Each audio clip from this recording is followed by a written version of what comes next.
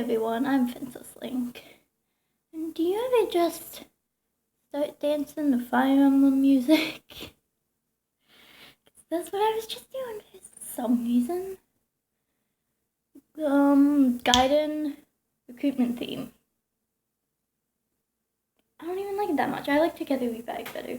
Anyway, welcome back to Metal Gear Solid. I don't remember what chapter we were on. Was it 11? Yes, it was. Okay, chapter 11. Snake? It was Meryl, calling him on the codec. Snake was just about to enter the nuclear warhead storage building at the north end of the canyon. His body and suit were soaking wet from being in the snow, and he looked forward to warming up and meeting his boyfriend. But only not really, because it's not canon for some reason. Why? Why, Kojima? Why? I don't know why I have this pen. It's just there. You know, it'd be like that sometimes. I'm dying. He pushed the button to accept the frequency and spoke. Where are you, Meryl? Where are you, Meryl? I'm in the sub-basement of the nuke building. There was a hint of one-upmanship in her voice. What the? How'd you get there? I told you I know my way around this place. Well, why didn't you let me in on it? Do you realize what I just went through? That damned canyon? Snake, relax. You couldn't have gone the way I did. I'm just as one of them, remember? I got into a transport with 10 other troopers. They drove the long way around on a snow-covered road. I kept my mask on and wore a helmet. They didn't have a clue where I was. You're mad, Meryl. They could have easily got you again. Well, they didn't. So where are you? I'm just entering the building now. Yeah, well, be careful. For heaven's sake, don't use your weapon in there. It's full of decaying nuclear waste and warheads. So no firepower, okay? No bullets, no grenades, no nothing. One spike and kaboom! Sploosh! I really like doing impressions, but unfortunately, I'm not very good at them. I didn't brush my hair, it doesn't look bad. You know, you ever just don't feel like doing anything? Sometimes I just don't want to brush my hair, okay? Which makes it really even harder to brush. I do finally brush it. Usually it's only like one day. I don't shower and then I just don't brush my hair. Anyway, it's probably TMI. I got you. Thanks for the heads up. Now I want you to stay put somewhere till I can find you. I'm on the basement 1 level. Just take the elevator, but watch out for guards. They're roaming all over the place up there where you are. Out. She signed off and Snake shook his head. Of course, she was Roy Campbell's niece. Oh my god, wait, no. I was watching the Twin Snakes briefing thingy again, just randomly. Yes, I've seen it twice. And it's great. What's the time limit? It's like some kind of spy movie. It's amazing. Oh my god, I love it. I love Twin Snakes. I love Twin Snakes, guys. Like, I know it's really popular to shit on Twin Snakes, but I love it. I think it's hilarious. Like, everyone, it seems really popular to just really hate Twin Snakes for some reason. I mean, yeah, it's really cheesy and over the top, but that's like the entire point. It's why it's so good. Okay? Backflip away from your problems. Anyway. She was just as stubborn and full of herself as the Colonel had always been. But even though she was green, Snake had to admit she had a lot of balls. He never encountered a young woman who was as brave and determined as she. He was beginning to like her. Stop that. Concentrate on the task at hand. Yeah, stop being so horny, David. Oh my god. I'm sorry. It's just like... You need to stop. It's time to stop. Okay? It's time to stop. She is 18. You are like 32. Okay? It's time to stop. Like, I mean, I don't really have any problems with, like, Snake Mail. Honestly, it's just, like, the age difference is really weird to me. Like, I mean, legally they're both adults, but Mail's 18. Like, she's barely an adult, okay? She's not even... She can't even drink legally. Like, she's too young for you, David. Anyway. Snake wanted to hit himself for allowing his thoughts to roam in that direction. A love life was something he didn't need. He'd had his fair share of romantic disasters, and he wasn't about to get himself involved with a girl more than a decade younger than he. That was his path to catastrophe. Perhaps. I mean, the last girl, like, he just kind of ditched her. Oh my god. Wait, I was reading something, and it was like, Metal Gear Solid 3 is the best one, followed by Metal Gear 2, and then Metal Gear Solid and Metal Gear Solid 2. And I'm like, have you ever even played Metal Gear 2? I mean, it's not a bad game, it's just there's a lot of backtracking, and it is a pain in the ass.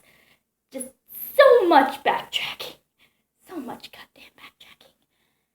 It's, I mean, I probably would have enjoyed it more if I was just playing it to play it, but I was playing it to write Metal Gear, but I made it Gear, which, I mean, you could check out, but literally the only thing I have uploaded of it is a random side story that I wrote because I wanted to write something Otasune. So I wrote that, and it's up. You can check it out. Maybe I'll put a link or whatever. But yeah, it's pretty much exactly what it sounds like. But yeah, like, and then, oh my god, there's something else that I was like, this person has never played Metal Gear 2. I forget what it was. Damn it. It's like weird things about Solid Snake's body. And I'm like, why? You know, it's one of those things. It was one of those things. Like, oh, they also said that Solidus was more of Dave's father than his brother. And I'm like, that's not how that works. At all. Like, I'm pretty sure that's not how biology works. Like, even if he is completely genetically identical to their father, he's Dave's brother. Anyway, I'm really annoyed I forget what that was. Like, something. It was something, and I was just like, this person has clearly never played Metal Gear 2. This person has clearly never played Metal Gear 2. Like, not to brag or anything, but I have played Metal Gear 2. What's that even? How did we even say? Oh yeah, because at the end, first of all, the entire game takes place on like Christmas Eve, which doesn't even get mentioned until like the very end of the game. Snake's like, we're gonna miss Christmas, and it's like, Dave, you're an atheist. According to the Metal Gear Solid 4 novelization, you are an atheist. Like, what are you going to do for Christmas? But anyway, and then he and Holly decide to like go out for dinner. Then they're like doing stuff, and then Dave just up and leaves. he just leaves. It's great. So yeah, like, oh my god, it's great. That was my favorite part. When Dave just makes plans for a date and then immediately regrets it and just goes home. Anyway.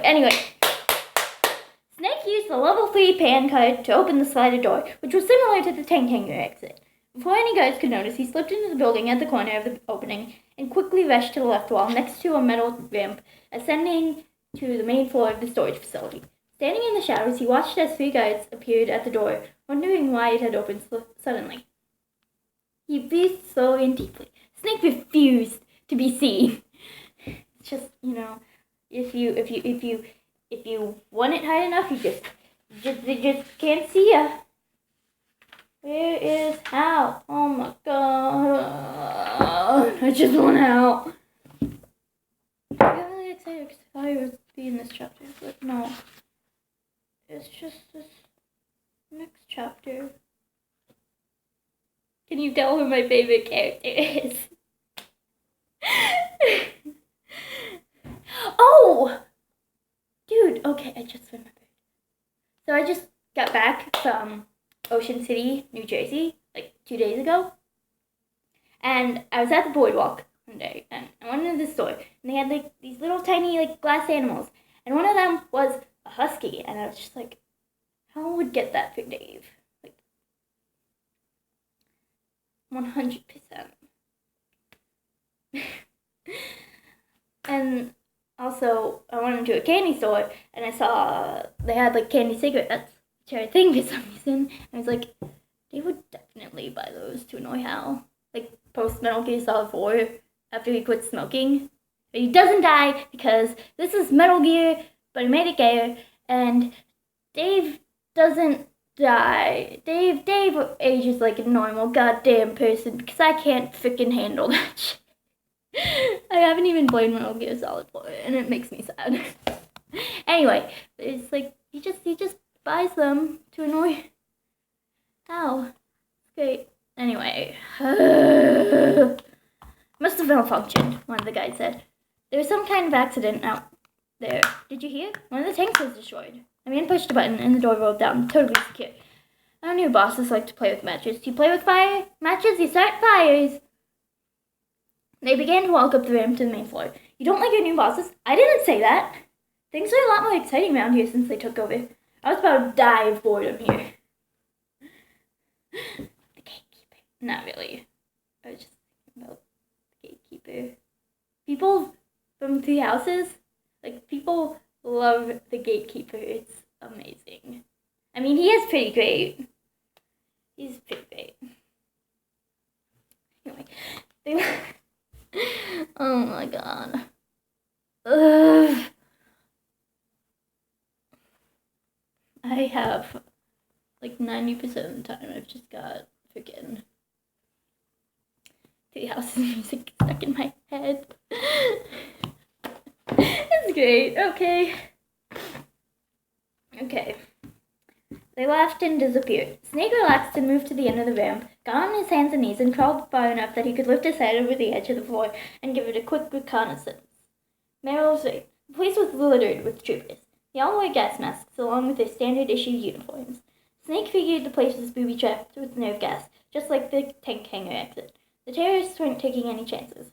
He couldn't imagine this kind of security in a place where the civilians were running around. Either Liquid was a masochist, or he was incredibly paranoid. A masochist? What does that have to do with anything? What? I'm confused now.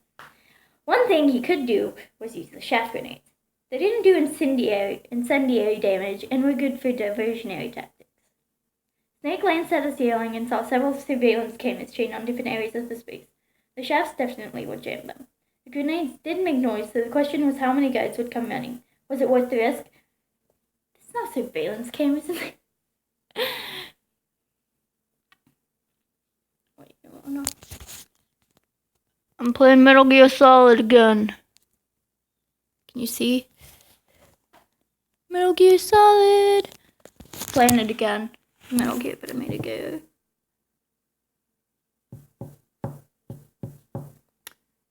Fun fact.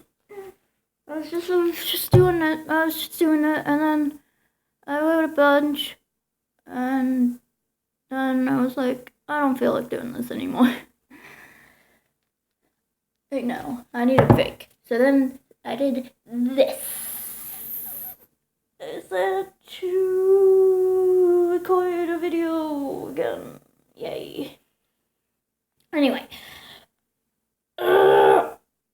Snake couldn't see any other way to get through the storage facility to the other side of the room where the elevator was. He had to take the chains. He took his chaff grenade out of the pouch, pulled the pin, and rolled it across the floor. It stopped not quite in the middle of the room, in between insulated tanks, marked hazardous. 5 seconds elapsed, and the grenade's blast made all the guards in the place jump out of their skins. Suddenly, it was like a beehive that had been poked with a stick. The men immediately began to run around and shout at each other. They naturally assumed that the grenade had come from the entrance area, so Snake quickly hopped up onto the floor, scooted left, and ran between rows of storage boxes. An empty cardboard container the size of a large television set was among them. He jumped inside and pulled the flaps down over his head.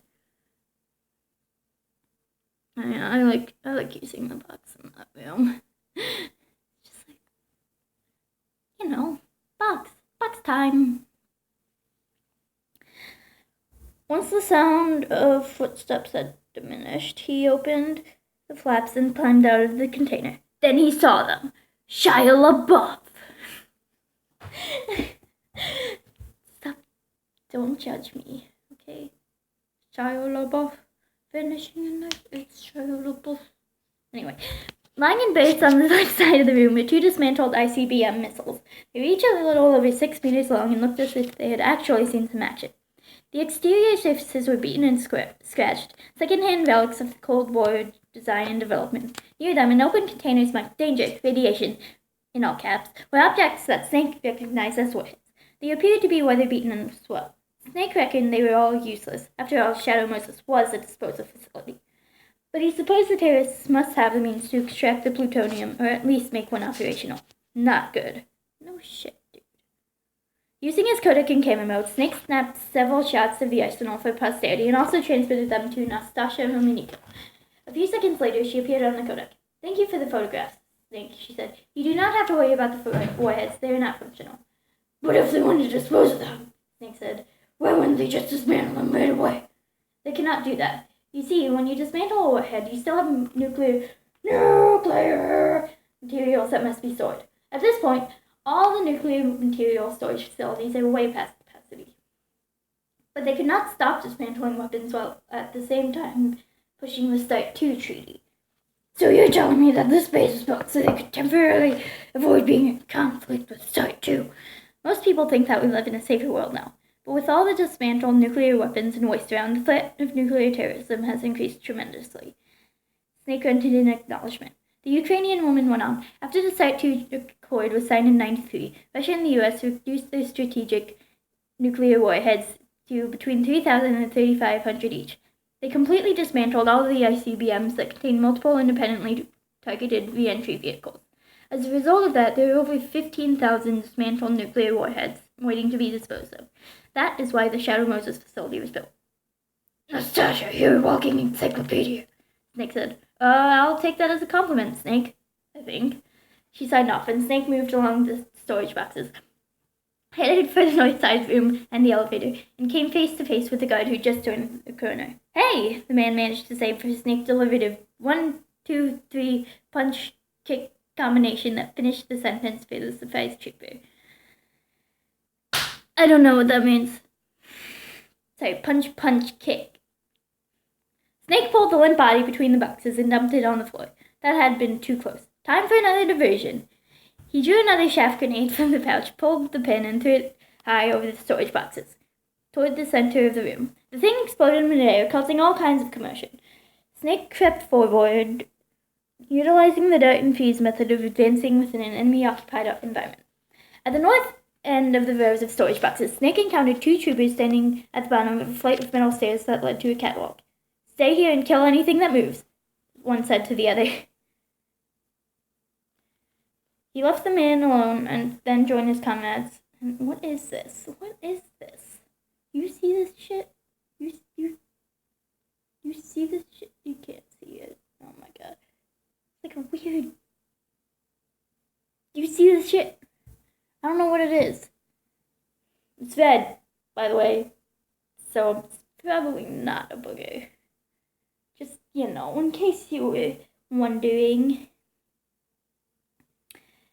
Anyway, he left the man alone and then joined his comrades in another part of space. The lone trooper was between Snake and the elevator. Snake ducked behind a stack of boxes and pulled 2 SOCOM cartridges from his pouch. He tossed one across the aisle and hit a different pile of cartons, then bounced onto the floor with a clatter.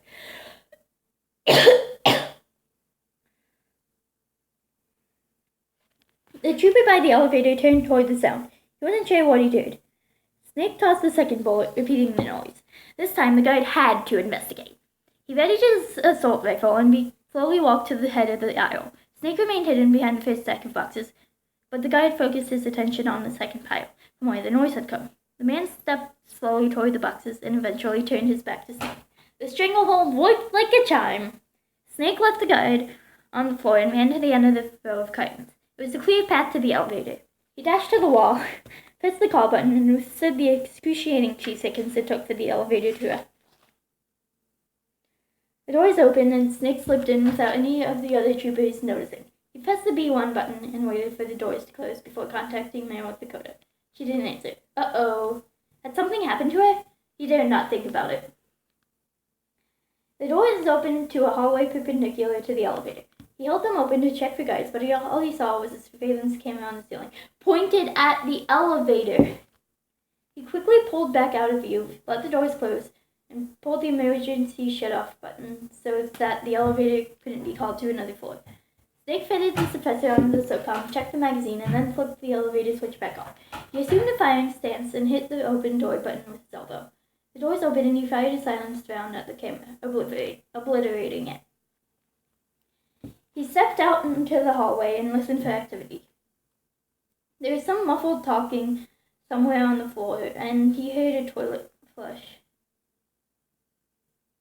behind the door marked men at the end of the hall to his right.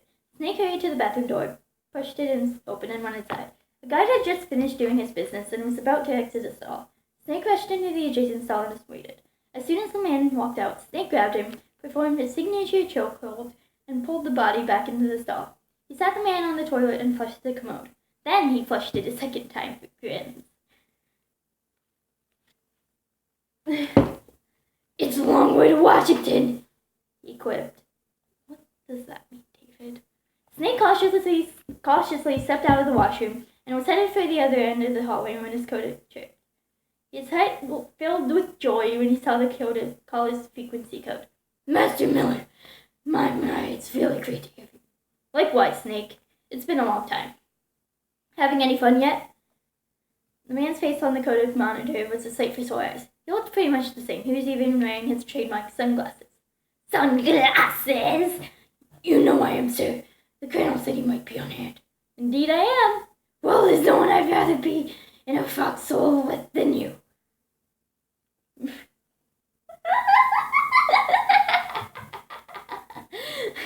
There's no one I'd rather be in a foxhole than you. Luke was just like, what is wrong with you? Miller's transmission started to break up. Listen, for the Foxhound guys too. Master Miller, I'm losing you. Can you read me? Again. I'm sorry, is that better? Yeah, where are you? In my cabin in Alaska. Great, I heard you retired. Like me. It's great, isn't it? Just me and my huskies. But listen, tell you.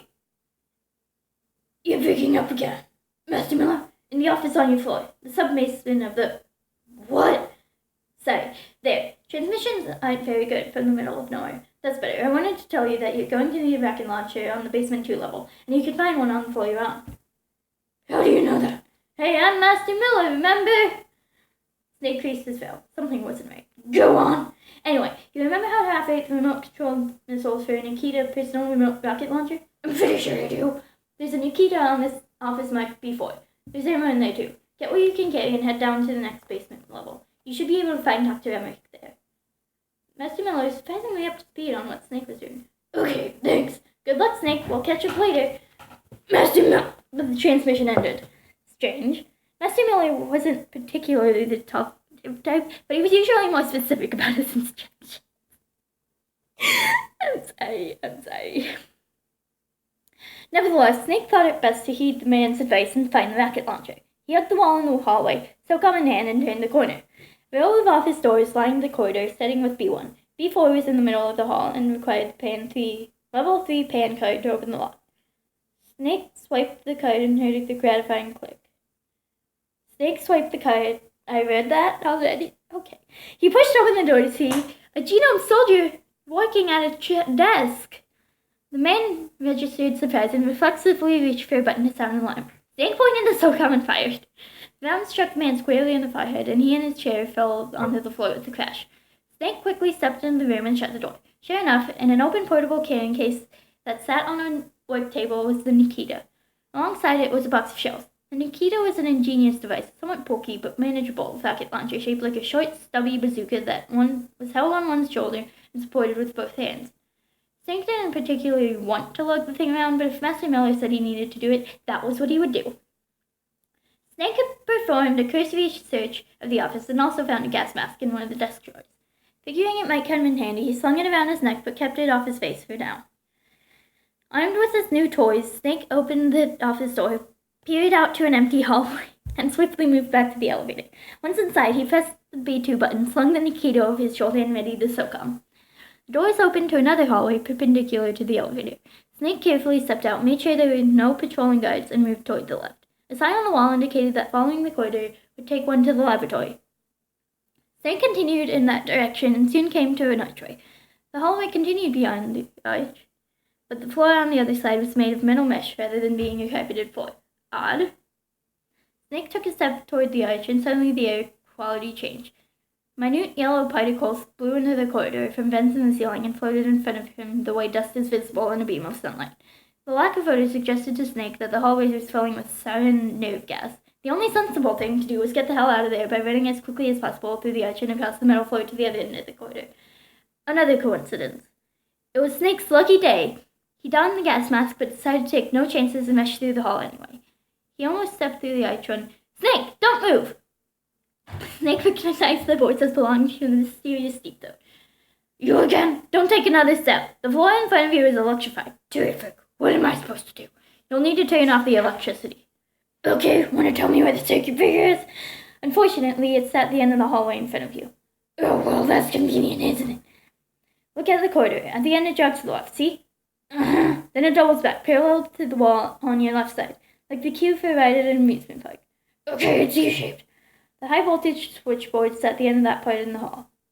Snake looked at the wall to his left. "So do I blow the hole in the wall with a grenade? Will that work?" "No, it's too thick. Even a Claymore mine won't help you. You'll have to use a remote-controlled missile." Snake nodded to himself. "Nikita, Master Miller is right."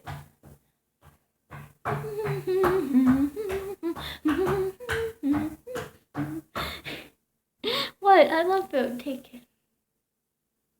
He was extremely impressed by the elaborate defenses the Foxhound renegades had set up to protect the so-called revolt.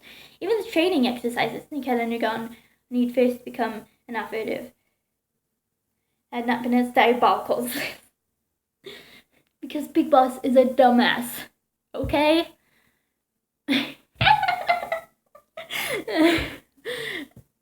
I love how, popular it is on Tumblr to just be like, Big Boss is just a dumbass. Oh my god. He is a dumbass. Like in Metal Gear Solid 3.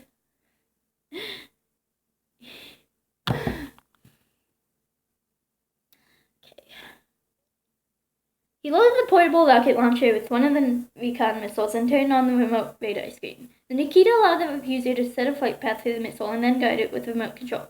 Because the missile obviously traveled very fast, it could experience tiny nimble fingers to steer the shell accurately to the intended target. Snake had practiced with the Nikita at Foxhound headquarters for 3 months until Master Miller had given him acceptable marks. It wasn't easy. Snake needed to punch a figure for the proposed change. Deep throat! Yes, Snake? Do you know how many meters it is from me to the switchboard? Sorry, Snake, I don't have a clue. He did his best to estimate the number. Using the two knobs, he drew onto the view screen a digital line that represented the missile's planned trajectory. He couldn't afford to miss, as the ensuing explosion surely would alert the bad guys, and he needed a place to run. He didn't particularly want to step onto an electrified walkway. Why? You did it before in Metal Gear. Like, there's literally one part where you just have to run over an electric floor. For some reason. Screw Big Boss. Snake double-checked the calculations, flipped off the safety, and held the launcher as steady as he could. One shot. Here goes, he said. Snake liked the fact that Nikita had no kick. The launcher tube rested on his shoulder as the missile shot out of the gun, soared through the arch and down the hall, then made a 90-degree turn at the end. Shell disappeared from his sight, but Snake could hear the thing whoosh through the hallway on the other side of the wall. The explosion rocked the entire floor. Snake supported himself against the right wall, and in a few seconds it was all over. All the fluorescent lights in the hallway ceiling went out, plunging the place into darkness. 2 seconds later, emergency lighting kicked in. Had he succeeded? Snake could see that the gas had stopped pouring out of the vents, but he was reluctant to remove the gas mask just yet. He carefully stepped through the arch and placed the floor in the metal mesh. Nothing happened. That's such a stupid idea, Dave. Deep Throat, you saw it? Yes, Snake? How did you know about this? And how the hell did you know what my position was? Sorry, that's on a need-to-know basis. And you don't need to know. Damn it, who are you? Be careful, it's not over yet. And the stranger's transmission ended. How do you not recognize this voice? It's your former best friend, ex-best friend, or whatever. Snake punched in Mei Ling's frequency. Yes, Snake? Are you aware of these transmissions I'm receiving from someone named Deep Throat? Yes, we can't determine where they're coming from. No clue as to his identity? We're working on it. Okay, out. Snake set the bulky Nikita on the floor. He hated to abandon it, but there was no way he could carry something that cumbersome. Do what he had to do. Today is a good day to do what needs to be done by my brother and me. Fun fact, actually, the guy who wrote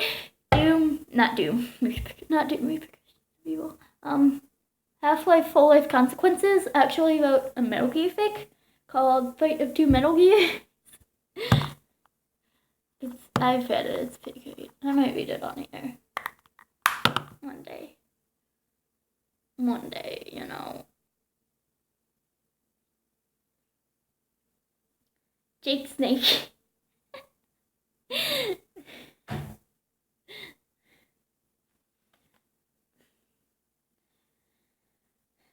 He continued down the hall, turned the corner, and then saw the damage. The switchboard was a mess. It had been a direct hit.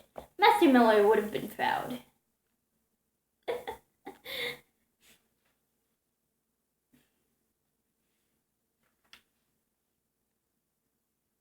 Yay, ow.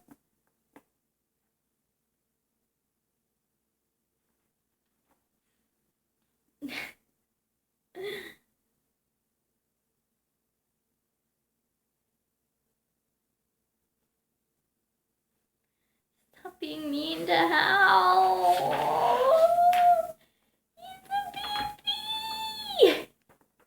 He's my son. I love him. Anyway, that's the end of this chapter. Don't forget to like, comment, and subscribe. And I'll see you guys next time. Bye.